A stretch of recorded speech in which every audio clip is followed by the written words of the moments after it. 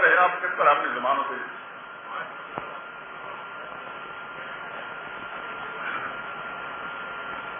ہمارے لیے بڑا مشکل ہے. کریں کیا؟ کتنا عرصہ اس کے خلاف کہتے رہے. اب لوگ پوچھیں گے اب جا کے ہو تم، اب تمہیں پتا چلا. حالانکہ یہ کوئی بات نہیں کہ سوچے انسان تو یہ کوئی بات بھی نہیں. نہ میں نے دنیا بھر کے علوم پڑھے ہیں، نہ اس کا دعویٰ، نہ کسی شخص کے لیے ممکن ہے. تحقیق کے دروازے کھلے ہیں، تجسس کرنے کے دروازے کھلے ہر انسان کے لیے. کوئی ضروری بات نہیں کہ کل اگر انسان کو کوئی بات معلوم نہیں تھی، آج اگر معلوم ہو جائے تو انسان صرف ماضی پر ہی کھڑا رہے. مجھے اچھی طرح یاد ہے، میں اللہ کا شکر ادا کر اب کہتا ہوں کہ اللہ پاک نے اصل حقائق میں جاگا کی. اب سے 14-15 سال پہلے کی بات، اس وقت جب اس طرح کی چیزوں کو ضرورت محسوس نہیں ہوئی تھی، اور ضرورت کیوں محسوس ہوئی ابھی بتاتا ہوں. اس وقت ہم یہ گھسی پٹی باتیں کہتے ہی تھے. ہمیں نفع صغیر کے اندر موجود ہے، ان ملکوں میں نہیں. قیمت 6 مہینے کا دن ہے یا اس طرح راتیں ہیں، ان کے لیے روزے کا نماز کا کیا مسئلہ ہوگا. اس سلسلے میں علامہ سید سلمان ندوی نے اپنے اجتہاد کی بنا پر ایک بات لکھی. بعد میں علماء نے توجہ دلائی. ان نے اگلے ایڈیشن کے اندر نہ صرف یہ کہ اپنی اس بات کو جو درست نہیں تھی نکال بھی دیا، اور حاشیے پر لکھ دیا کہ اس سے پہلے جو کچھ میں نے لکھا تھا وہ میری غلطی تھی، میں اس سے رجوع کرتا ہوں. آج تک وہ عبارت چھپ رہی ہے. لیکن کیا دنیا بھر کے اندر کسی نے یہ پتہ لگا کہ سید سلمان نبی بے علم آدمی تھا، بے خبر آدمی؟ یہ ان کی شان اور رتبے میں کوئی کمی واقع ہوئی؟ ان کو آج بھی دنیا علامہ سید سلمان نبی سے یاد کرتی ہے، اور بہت بڑا انسان. غلطی انسان سے ہوتی ہے، لیکن بہترین انسان وہ ہے جو اپنی غلطی کا اعتراف کرے. یہ کوئی نہیں کہ مولوی نے اگر 10 سال پہلے کوئی اور بات کہی تو اب وہ سچی بات اس کو معلوم ہوئی، تو صرف اس لیے کہ لوگ مجھے میری عقیدت مندی میں فرق پڑ جائے گا، میرے مریدوں میں تعداد گھٹ جائے گی. خدا اس شر سے محفوظ رکھے. یہ جو کیڑا دماغ میں ہوتا ہے، ہمارے پیغمبر محمد مصطفیٰ صلی اللہ علیہ وسلم نے مطلقاً اس بات کی خبر نہیں، اس کی فکر نہیں کی تھی، اور ان کے نقش قدم پر چلنے والے کسی انسان نے اس بات کی فکر نہیں کی کہ میرے عقیدت مند بڑھتے ہیں یا گھٹتے ہیں. جو سچ معلوم ہے وہ کہنا ہی ہے ہر حال کے اندر، ساری دنیا ناراض ہو جائے.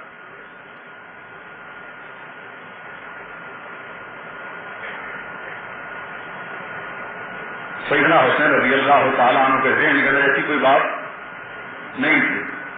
دین مٹا نہیں تھا، مٹایا نہیں جا رہا تھا، اس لیے کہ اس سے پہلے سیدنا معاویہ رضی اللہ تعالیٰ صحابی رسول خلیفہ تھے، تو ان کے کارپرداز، ان کے گورنر، ان کے نمائندے مختلف صوبوں پر، ان کے مشیر وزیر سارے کے سارے صحابہ تھے.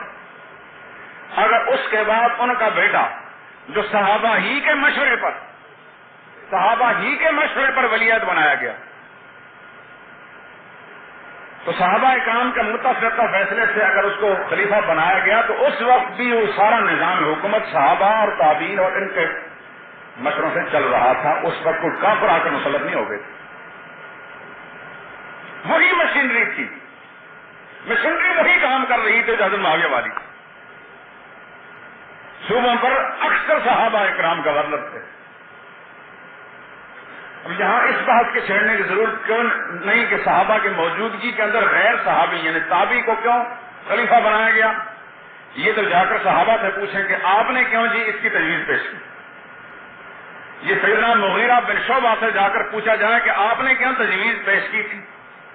یہ تمام مملکت کے پھیلے ہوئے صحابہ کرام پر جا کر سوال پوچھا جائے جو اس دنیا میں نہیں کہ آپ نے کیوں تائید کی تھی. یہ سیدنا معاویہ سے جا کر پوچھا جائے کہ آپ نے اپنے بیٹے کی ولیعہد کی بیعت کیوں لی تھی، اور آپ نے اپنی زندگی کی آخری لمحات میں، آخری دنوں میں، آخری سانسوں میں جو اللہ سے ایک دعا مانگی تھی، اے اللہ میں تیرے سامنے اب جا رہا ہوں، البدایہ والنہایہ اٹھا کر دیکھ لیں، نہ نظر آیا تو میں دکھا دیتا ہوں. تاریخ کی دوسری کتابیں سیدنا معاویہ دعا مانگتے اے اللہ جو کچھ میں نے صحیح سمجھا کیا ہے، صحابہ اکرام کے مشورے پر، ان کا متفقہ فیصلے کی بنا پر اپنے بیٹے کو ولیعہد بنایا ہے.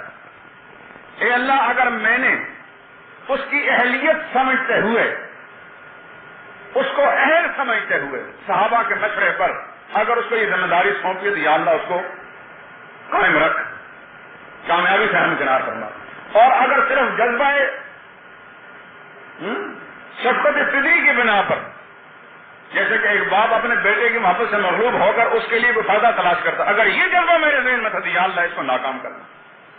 دیکھیں ایک عام مسلمان کو بھی توقع نہیں رکھی جاتی جائے صحابہ اکرام ہو، صحابی رسول ہو، اور پھر وہ صحابی رسول جو اللہ سے ملنے جا رہا ہو اس وقت دعا مانگ رہا ہے، اور موت کے وقت بڑے بڑے مغرور متکبر جو ہیں ان کا بھی پتا پانی ہو جاتا ہے، جی ان کا غرور ٹوٹ جاتا ہے.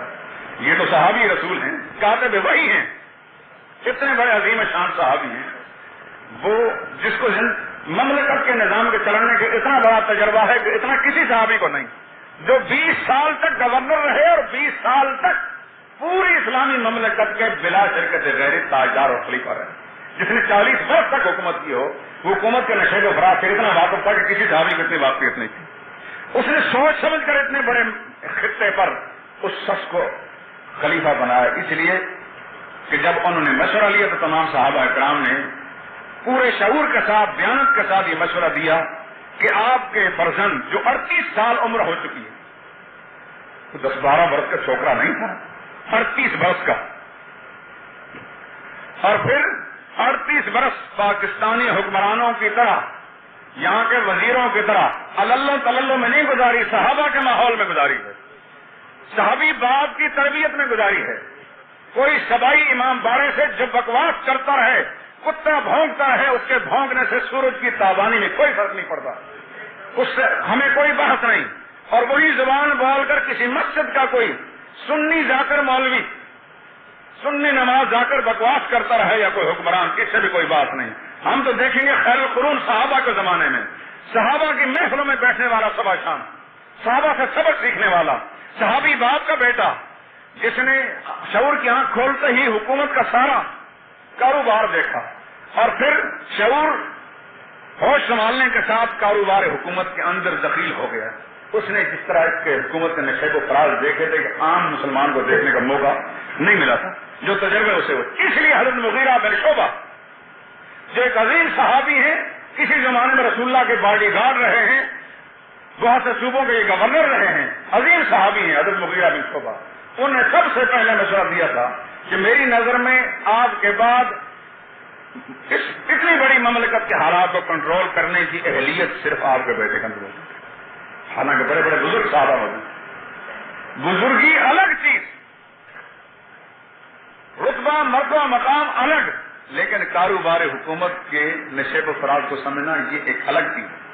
یہ کوئی ضرور نہیں ہوتا کہ جو انسان بہت بڑا متقی ہو تو وہ حکومت کے نظام کو بھی اچھی طرح چلا سکے. اس لیے صحابہ اکرام نے سوچ سمجھ کا مشورہ دیا. پھر تاریخ کی کتابیں متفقہ طور پر گواہ ہیں، ہر بات ذمہ داری سے کہتا ہوں کہ جس وقت جب بیعت ہوئی ہے یزید کی تو لکھا ہے تاریخ کی کتابوں کے اندر، بڑے سے بڑا دشمن بھی یہ بات نہ چھپا سکا کہ جتنی متفقہ طور پر بیعت متفقہ طور پر یزید کی ہوئی ہے، اس سے پہلے کسی صحابی کی بیعت اس ترتیب کے ساتھ نہیں ہوئی. یہ ایک بات ایسی واضح ہے جس طرح کے دوپہر کے بعد سورج واضح. آخر انسان لوگوں نشہ بھی ہوا تھا، معاذ اللہ. صحابہ اور تابعین سب بیعت کرتے ہیں، سب پر جادو کر دیا گیا تھا، سب کو نشہ پلا دیا گیا تھا کہ خدا نخواستہ ایک فاسق تھا، فاجر تھا، بدکار تھا، بدچلن تھا. میں کہوں گا خدا کی ہزار اور جھوٹے انسان پر لعنت کہ جس نے خیر القرون کے اس مسلمان پر جس نے صحابہ کی شاگردی اختیار کی، صحابی باپ کا بیٹا، جس نے تقویٰ کے ماحول کے اندر زندگی گزاری ہو، اس پر اتنی بڑی تہمت لگائی جائے، جو اپنے زمانے کا فاسق فاجر حکمرانوں کے سامنے تو بھیگی پیلی بنا ہوا ہو اور ان کے خلاف ایک بات نہ کہے، لیکن یزید کا دفاع کرنے والا کوئی نہیں، اس کے تحفظ کے لیے ملک میں قانون موجود نہیں، اس لیے اس کے لیے بھونکنا شروع کر دیتے ہیں.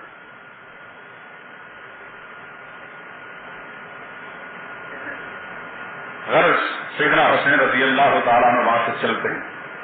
اب بات کو ذرا توجہ کے ساتھ سنیں. خواتین کو بچوں کو لے کر چلتے ہیں، لیکن یہاں ایک بات اور ذہن نشین کرنا ہے.